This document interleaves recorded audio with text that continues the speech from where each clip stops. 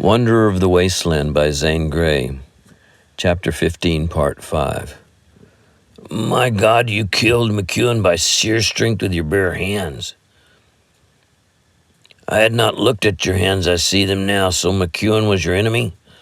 No, I never saw him before that day, replied Adam. Very slowly drew back wonderingly, yet with instinctive shrinking. Certain it was that his lips stiffened.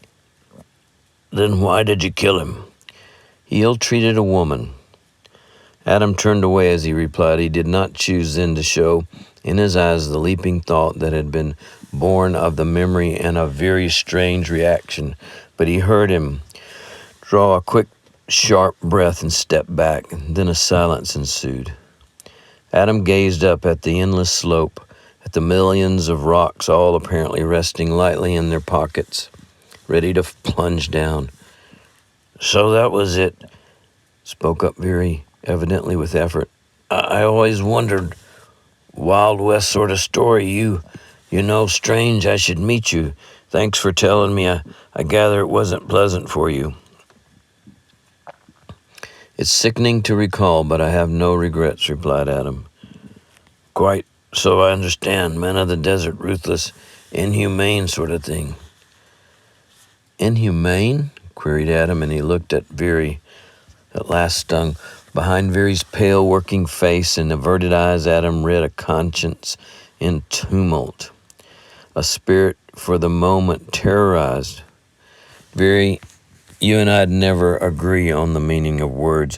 I broke McHugh's arms and ribs and legs, and while I cracked them, I told him what an inhumane dastard he had been to ruin a girl, to beat her, to abandon her and her baby, to leave them to die. I told him how I had watched them die. Then I broke his neck.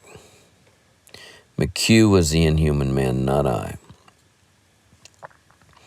Veery turned away, swaying a little, and his white hand, like a woman, sought the stone wall for support until he reached the shack, which he entered. I'm sorry, Miss Veery, that story had to come up, said Adam, confronting her with reluctance.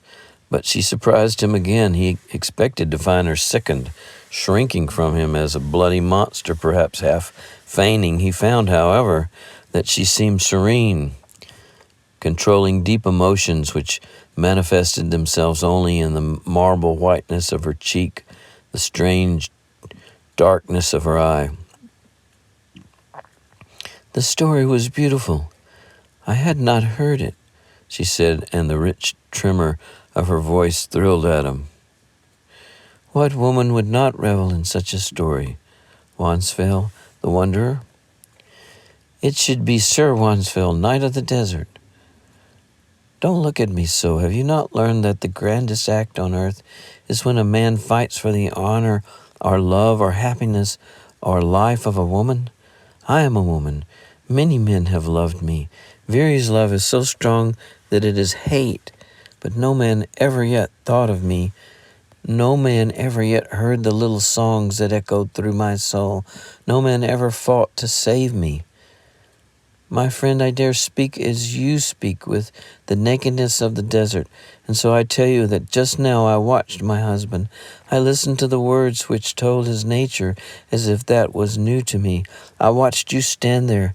I listened to you, and so I dare to tell you, if you come to fight my battles, I shall have added to my life of shocks and woes a trouble that will dwarf all the others. The awakening of a woman who has been blind. The facing of my soul, perhaps its salvation, a crowning agony, a glory come too late. End of Chapter 15, Part 5.